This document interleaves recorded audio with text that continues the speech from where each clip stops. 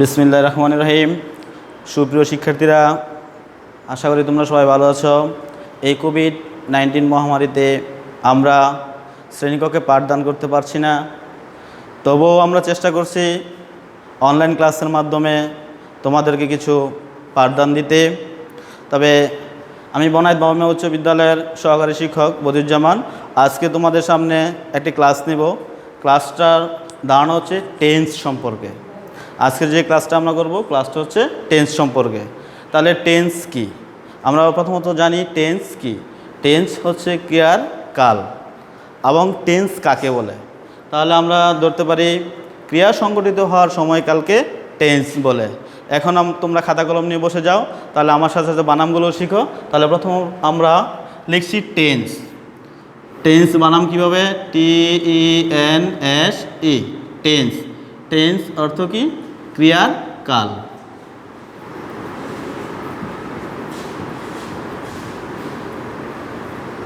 ক্রিয়ার কাল। এখন তোমাদেরকে বলতেছি টেন্স কাকে বলে। যদি আমরা সংজ্ঞায়ন করতে যাই তাহলে বলবো ক্রিয়া সংগঠিত হওয়ার সময়কালকে টেন্স বলে। ক্রিয়া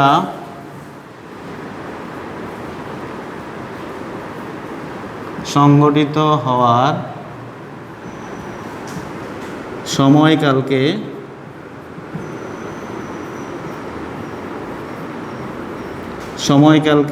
টেন্স বলে। তাহলে সুপ্রিয় শিক্ষার্থীরা, আমরা একটু ধারণা নিলাম টেন্স কি এবং টেন্স কাকে বলে। তাহলে আবারও একটু রিপ্লে করছি। টেন্স হচ্ছে ক্রিয়ার কাল এবং টেন্স কাকে বলে? ক্রিয়া সংগঠিত হওয়ার সময়কালকে টেন্স বলে। এখন আমরা যাব টেন্সের প্রকারভেদ, কাইন্ডস অফ টেন্স। তাহলে দেখো, kind of tense, TENS tense, kind of tense. তাহলে কাইন্ড অফ টেন্স, টেন্স মূলত তিন প্রকার। প্রথম প্রেজেন্ট টেন্স, পাস্ট টেন্স এবং ফিউচার টেন্স। তাহলে এক, প্রেজেন্ট টেন্স বানাম PRESENT present tense, TENSE present tense. দুই, past tense, PAST past tense, TENSE। তিন নম্বর হচ্ছে future tense, FUTURE future tense, TENSE। তাহলে তোমরা বোর্ডে অবশ্যই দেখতে পাচ্ছ কাইন্ড অফ টেন্স। টেন্স মূলত তিন প্রকার। কাইন্ড অফ টেন্স, টেন্স মূলত কত প্রকার? তিন প্রকার। তিন প্রকার। তাহলে দেখো, কাইন্ড অফ টেন্স, টেন্স মূলত কত প্রকার? তিন প্রকার। এক, প্রেজেন্ট টেন্স। দুই, পাস্ট টেন্স। তিন, ফিউচার টেন্স। এখন আমরা জানবো প্রেজেন্ট টেন্স কি। তাহলে প্রেজেন্ট টেন্স হচ্ছে বর্তমানকালে কোনো কাজ হয় বা হচ্ছে, যদি এরও বোঝায় তাহলে তাকে আমরা বলবো প্রেজেন্ট টেন্স। আমি আবারও বলছি, প্রেজেন্ট টেন্স কি? প্রেজেন্ট শব্দের অর্থ হচ্ছে বর্তমান। তাহলে বর্তমানকালে কোনো কাজ হয় বা হচ্ছে যদি এমন বোঝায় তাহলে আমরা বুঝবো এটা কি? Present tense. এরপরে আসো পাস্ট টেন্স। পাস্ট মানেই কি? অতীত। অতীতকালে কোনো কাজ ঘটেছিল বা ঘটছিল এমন বোঝালে সেটা হচ্ছে কি? Past tense.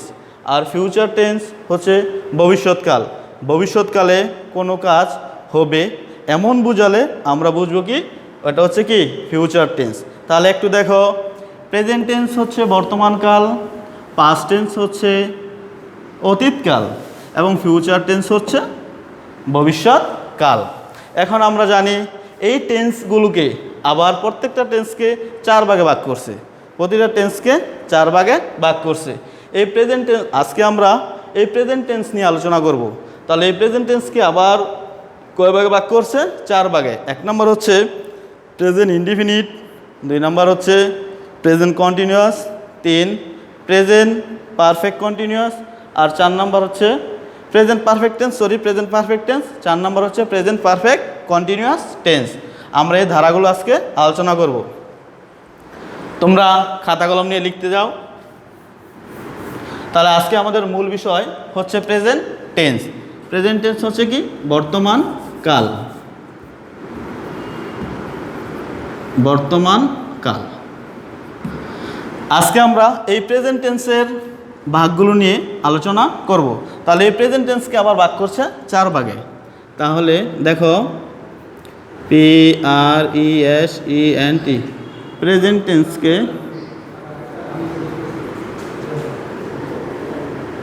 4 ভাগে ভাগ করা হয়। 4 ভাগে ভাগ করা যায়।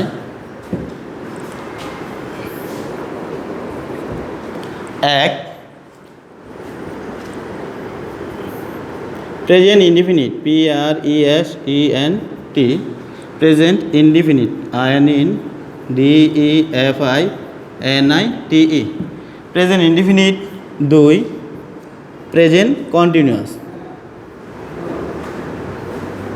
Present continuous CONTINUOUS present continuous. 3 present perfect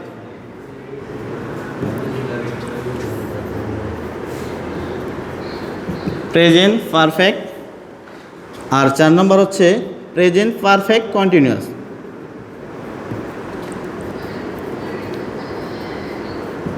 present perfect continuous.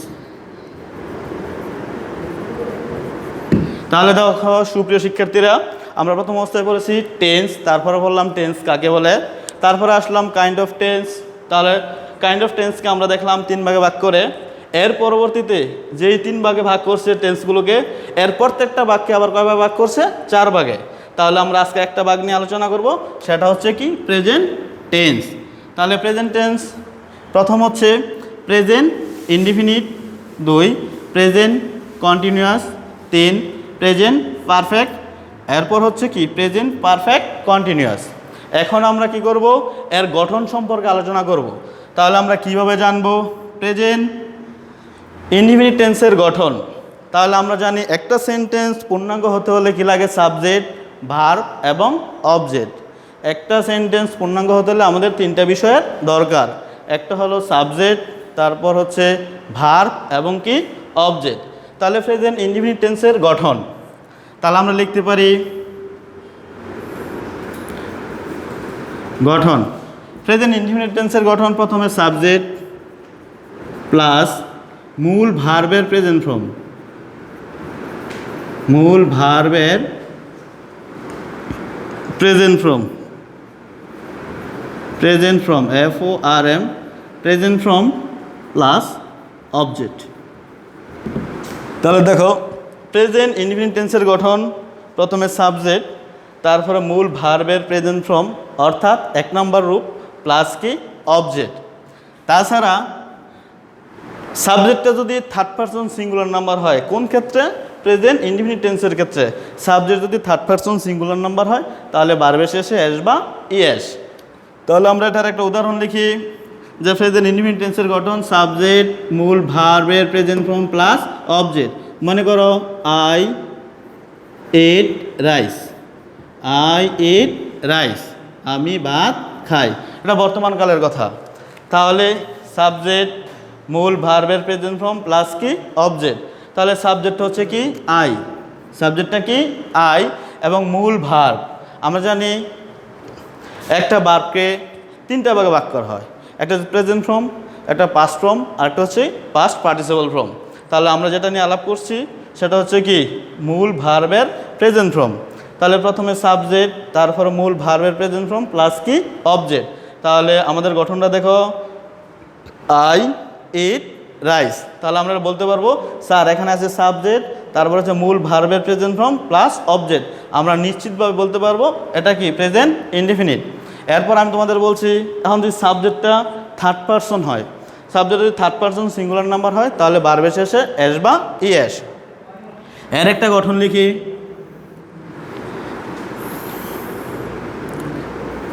Subject plus subject যদি third THIRD 3rd person SINGULAR singular number হয়, তবে ভার্বের শেষে এস বা ইএস হয়। এটা কোন ক্ষেত্রে? প্রেজেন্ট ইনডিফিনিট টেন্সের ক্ষেত্রে। তাহলে দেখো এখানে আমি লিখছি, একটা গঠন লিখি, একটা টেন্স লিখছি হি কি থার্ড পারসন সিঙ্গুলার নাম্বার, তাহলে না ভার্ব আছে। তাহলে আমরা জানি সাবজেক্ট যদি থার্ড পারসন সিঙ্গুলার নাম্বার হয় তবে ভার্বের শেষে এস বা ইএস। তাহলে হি ইটস রাইস। তাহলে আমরা প্রথম অবস্থায় দেখলাম প্রেজেন্ট ইনডিফিনিট টেন্সের ক্ষেত্রে দুইটা গঠন, একটা হচ্ছে সাবজেক্ট মূল ভার্বের প্রেজেন্ট ফর্ম প্লাস অবজেক্ট। আর যদি সাবজেক্টটা থার্ড পারসন সিঙ্গুলার নাম্বার হয় তাহলে ভার্বের শেষে এস বা ইএস হয়। প্রিয় শিক্ষার্থীরা, তোমরা একটু নোট করে নাও কখন এস আবার কখন ইএস হয়। তাহলে দেখো নোটস, আমরা ভাওয়েল চিনি। ভাওয়েলের ক্ষেত্রে এ, আই, ও, ইউ যদি এগুলো থাকে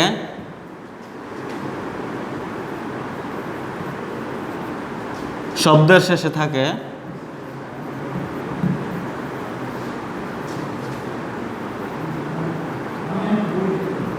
তবে ইএস হবে। আর যদি ই এবং কনসোনেন্ট থাকে SONANT কনসোনেন্ট থাকে তবে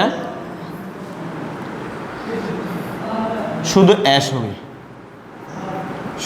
অ্যাশ হবে। শিক্ষার্থীরা একটু লক্ষ্য করো, আমি বলছি সাবজেক্ট যদি থার্ড পারসন সিঙ্গুলার নাম্বার হয় তাহলে ভার্বের শেষে এস বা ইএস। এবং আমি তোমাদের এখন বলছি যে আমাদের কোন ক্ষেত্রে এস হবে আর কোন ক্ষেত্রে ইএস হবে। নোটস, বাউল এর ক্ষেত্রে আমরা জানি বাউল পাঁচটা, এ, ই, আই, ও, ইউ। এগুলো যদি শব্দের শেষে থাকে তার মধ্যে একটা বাদ, এ, আই, ও, ইউ যদি এগুলো শব্দের শেষে থাকে তবে সেই ক্ষেত্রে হবে কি ইএস। আর যদি শব্দের শেষে ই এবং কনসোনেন্ট থাকে তাহলে শুধু কি হবে এস। এ কথাটি আমাদের মনে রাখতে হবে। ঠিক তথাপি এখানে দেখো ইটস, ইট এইটা কনসোনেন্ট, তাহলে আমাদের কথা ছিল কনসোনেন্ট যদি থাকে তাহলে শুধু কি হবে এস। আর যদি এখন খেয়াল করো গো এটা একটা শব্দ, এই লাস্টে কি আছে ও, তাহলে এখানে আমরা কি দেখবো গোস। আর এটাকে যদি আমরা সেন্টেন্স তৈরি করে তাহলে হি গোস গোস টু স্কুল। আশা করি নিশ্চয়ই তোমরা বুঝতে পারছো কখন এস কখনো ইএস হবে। এরপর আমরা যাই present continuous tense.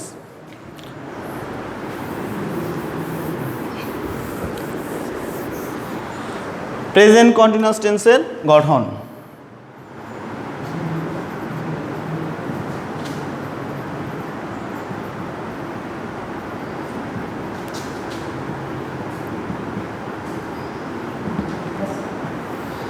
Present continuous টেন্সের গঠন, প্রথমে সাবজেক্ট,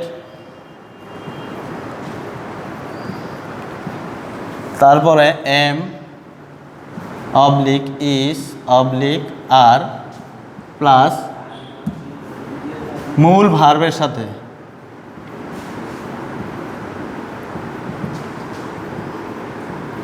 আইএনজি যোগ প্লাস অবজেক্ট।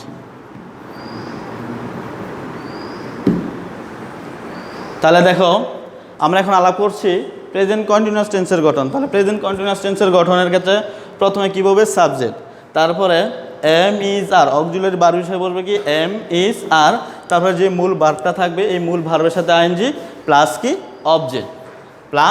অবজেক্ট। তাহলে আমরা জানি আই ফার্স্ট পারসনের সাথে বসে কি আই, ফার্স্ট পারসনের সাথে বসবে আই, সেকেন্ড পারসনের সাথে আর থার্ড পারসনের সাথে কী হবে ইজ। তাহলে আমি একটা গঠন লিখি, মনে করো I am eating EATING I am eating rice. তাহলে তোমরা দেখো প্রথমে কি হচ্ছে সাবজেক্ট, প্রথমে কি সাবজেক্ট, তারপরে এম ইজ আর, এই অক্সিলারি ভার্বটা বসবে এই সাবজেক্ট অনুসারে। তাহলে যেহেতু এখানে আই ফার্স্ট পারসন, এখানে আই এর সাথে কি বসে এম, তাহলে আই এম। মূল ভার্বটা হচ্ছে কি ইট, মূল ভার্ব কি ইট, তাই ইটের সাথে কি বসবে আইএনজি। তাহলে I am eating rice, I am eating rice. তাহলে তোমার যদি বলি যে প্রেজেন্ট কন্টিনিউয়াস টেন্সের গঠন, তাহলে বলবা প্রথমে সাবজেক্ট, তারপরে এম ইজ আর, তারপরে মূল ভার্বের সাথে আইএনজি যোগ প্লাস কি অবজেক্ট। এখন আমরা আসি present perfect tense. Present perfect tense,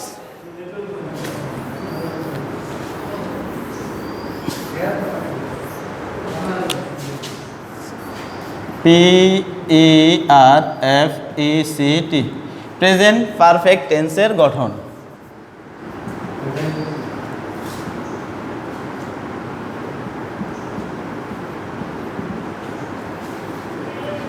present perfect টেন্সের গঠন ক্ষেত্রে প্রথমে কি সাবজেক্ট, তারপর মূল ভার্বের 3 নাম্বার ফর্ম হ্যাভ বা হ্যাজ, হ্যাভ বা হ্যাজ প্লাস মূল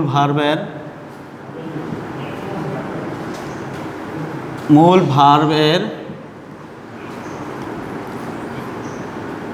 past participle form, past PARTICPL participle form plus object OBJECT। খেয়াল করো, তাহলে প্রেজেন্ট পারফেক্ট টেন্সের গঠন প্রথমে সাবজেক্ট, তারপরে কি হ্যাভ বা হ্যাজ, মূল ভার্বের পাস্ট পার্টিসিপল ফর্ম প্লাস কি অবজেক্ট। তাহলে আমরা একটা উদাহরণ লিখি। সাবজেক্ট নিলাম আই হ্যাভ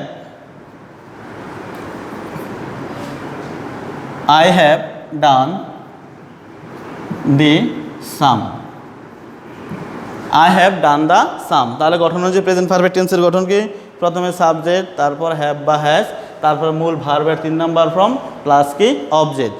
তাহলে আমরা একটা উদাহরণ লিখলাম আই হ্যাভ ডান দ্য সাম। এখন আমরা আসি প্রেজেন্ট পারফেক্ট কন্টিনিউয়াসের গঠন। PRESENT present perfect, PERFECT present perfect continuous, CONTINUOUS continuous tense এর গঠন। তাহলে এর গঠন কি প্রথমে subject plus have been or has been plus মূল ভার্বের সাথে আইএনজি যোগ প্লাস অবজেক্ট। সুপ্রিয় শিক্ষার্থীরা, তোমরা এখন দেখো প্রেজেন্ট পারফেক্ট কন্টিনিউয়াস টেন্সের গঠন। প্রেজেন্ট পারফেক্ট কন্টিনিউয়াস টেন্সের গঠনের মধ্যে প্রথম হচ্ছে সাবজেক্ট, তারপর হচ্ছে have been or has been, মূল ভার্বের সাথে আইএনজি যোগ প্লাস অবজেক্ট। এখন যদি আমরা একটি বাক্য লিখি, তাহলে দেখো কি দাঁড়ায়,